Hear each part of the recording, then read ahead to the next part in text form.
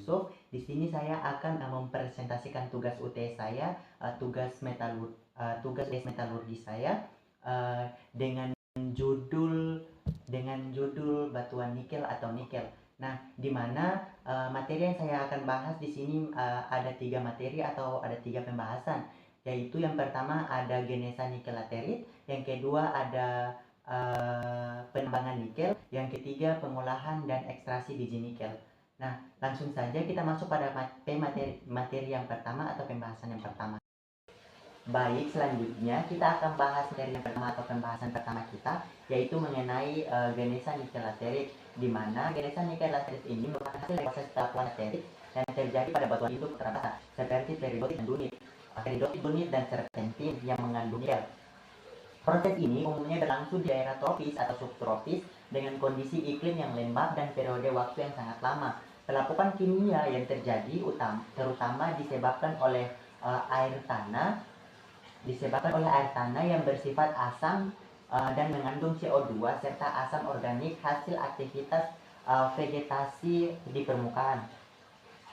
Mineral olivin dan piroksen yang merupakan komponen utama batuan ultrabasa ini terdekomposisi melepaskan unsur nikel, magnesium, dan besi ke dalam larutan. Nah, besi kemudian mengendap membentuk mineral oksida seperti geotit dan hematit. Sedangkan nikel dan magnesium membentuk mineral silika dan hidroksida yang terlarut dalam air tanah.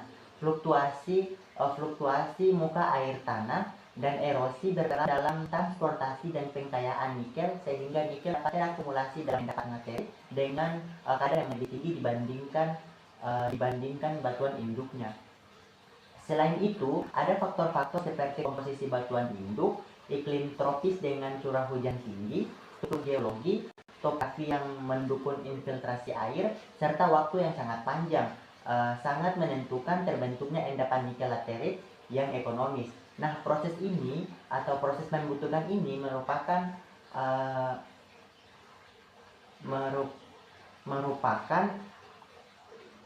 atau memerlukan kondisi stabil dan berlangsung secara jutaan tahun, sehingga menghasilkan konsentrasi nikel yang dapat dimanfaatkan secara ekonomi.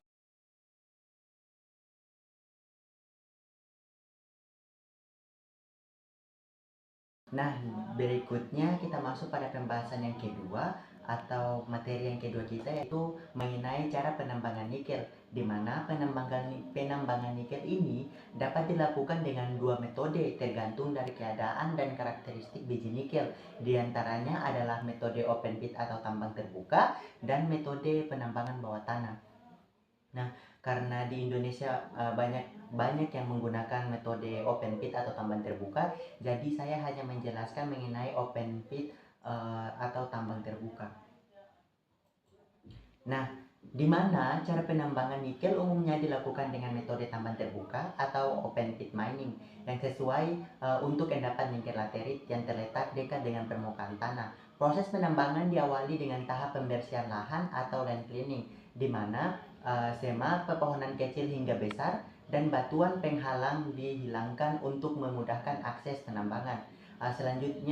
Selanjutnya itu ada tanah pucuk atau topsoil yang subur dikupas dan disimpan untuk digunakan kembali pada tahap reklamasi setelah penambangan selesai. Selanjutnya lapisan tanah penutup atau overburden dikupas menggunakan alat berat dan ditimbun di area khusus atau disposal area agar area penggalian bisa lebih mudah diakses. Nah, kemudian ada penggalian biji. Nah, penggalian biji nikel dilakukan dengan sistem open pit berupa lubang terbuka pada permukaan tanah di daerah yang umumnya memiliki kemiringan landai hingga sedang. Metode ini memungkinkan pertambangan biji secara efisien dengan peralatan mekanik seperti ekskavator, dump truck, dan bulldozer. Selain open pit, terdapat juga ada metode open cast yang dilakukan pada lereng bukit dengan cara menggali mengikuti kontur lereng di atas permukaan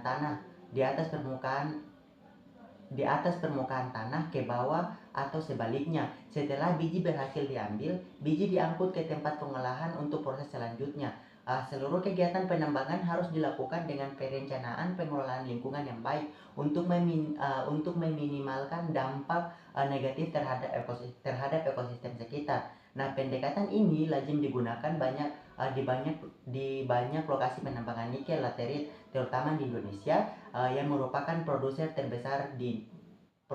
pertambangan nikel terbesar di dunia.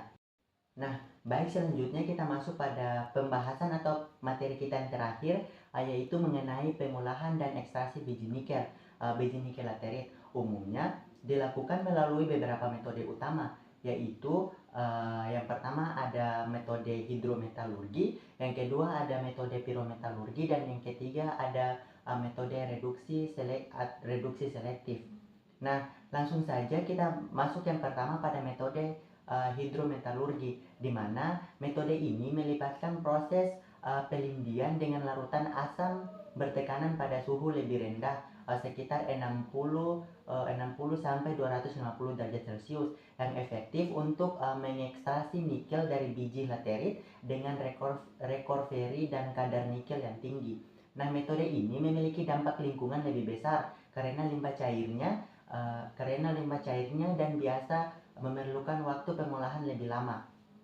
Kita masuk pada metode yang kedua, yaitu metode pirometalurgi, di mana pada metode pirometalurgi biji nikel diproses dengan pemanasan suhu tinggi, misalnya melalui teknologi rotary cleaning electric furnace atau RKEF. Tahapan yang meliputi pengeringan biji untuk mengurangi kadar air, kalsinasi atau praproduksian pada suhu sekitar 800 sampai 900 derajat Celcius untuk melepaskan air kristal serta peleburan di electric furnace pada suhu sekitar 1550 derajat Celcius untuk memisahkan nikel dari oksida dan mineral lain yang menghasilkan ferronikel sebagai produk akhir.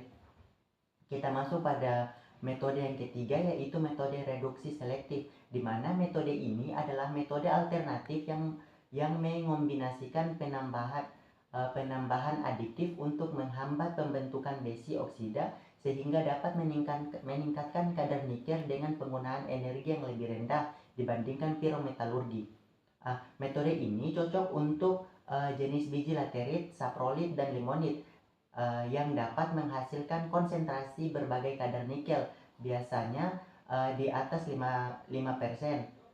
Nah, untuk setiap metode dipilih berdasarkan karakter biji, kapasitas produksi, dan pertimbangan ekonomi serta lingkungan. Proses pengolahan yang efektif dan ramah lingkungan sangat penting untuk menjaga keberlanjutan industri nikel.